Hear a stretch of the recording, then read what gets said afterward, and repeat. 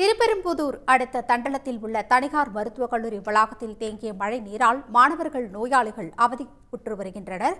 அவசர சிகிச்சை பிரிவும் தற்காலிகமாக மூடப்பட்டுள்ளது. கூடுதல் விவரங்களுடன் இணைகிறார் செய்தியாளர் பரத். முழு விவரங்கள். வடகிழக்கு பருவமழை துவங்கியுள்ளதால் இந்த திருவள்ளூர், காஞ்சிபுரம் மாவட்டங்களில் அவ்வப்போது மழையானது பெய்து வருகிறது. குறிப்பாக நேற்று முன்தினமும் கனமழையானது பெய்தது.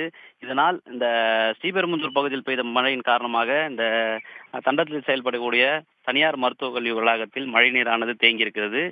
ஏறக்குறைய 197 ஏக்கர் பரப்பளவு கொண்ட இந்த தனியார் கல்லூரியில் மருத்துவக் கல்லூரி மற்றும் பொறியியல் கல்லூரி என கல்லூரிகள் செயல்பட்டு வருகின்றன. இதில்தான் தற்போது மழைநீரானது தேங்கியிருக்கிறது. இதனால் இந்த கல்லூரிக்கு வரக்கூடிய மாணவர்கள் மற்றும் நோயாளிகள் பெரிதும் பாதிப்புக்குள்ளாகி இருக்கிறார்கள். குறிப்பாக இந்த மருத்துவமனை, அதாவது இந்த சென்னை பெங்களூர் தேசிய நெடுஞ்சாலையில் இருக்கக்கூடிய பிரபல மருத்துவமனையாக இங்கே வருகிறது. இதனால் இங்க சாலையில் விபத்துகள் ஏற்பட்டால் அவசர சிகிச்சைக்கு இங்குதான் வர வேண்டும். அந்த சூழ்நிலை இருக்கக்கூடிய நிலையில் தற்போது இந்த மழைநீரால் இந்த அவசர சிகிச்சை மையம் மூடப்பட்டிருக்கிறது பெரும் அதிர்ச்சி அளிக்கிறது.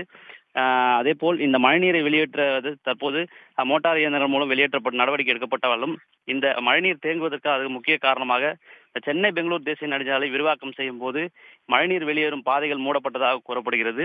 இது குறித்து பலமுறை புகார் அளித்தும் பொதுப்பணித்துறை அதிகாரிகள் எந்த ஒரு நடவடிக்கையும் எடுக்கவிடாத காரணத்தினால்தான் தற்போது இந்த மழைநீரானது தேங்கியிருக்கிறது.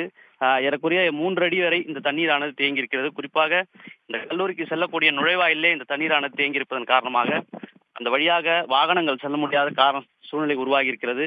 உடனடியாக அந்த சம்பந்தப்பட்ட அதிகாரிகள் நடவடிக்கை எடுத்து தண்ணீரை வெளியேற்ற வேண்டும் என்று கோரிக்கை வைத்திருக்கிறார்கள். தகவல்களுக்கு நன்றி பரத். உடனுக்குடன் செய்திகளை தெரிந்து கொள்ள சன் நியூஸ் பெல் ஐகானை கிளிக் பண்ணுங்க.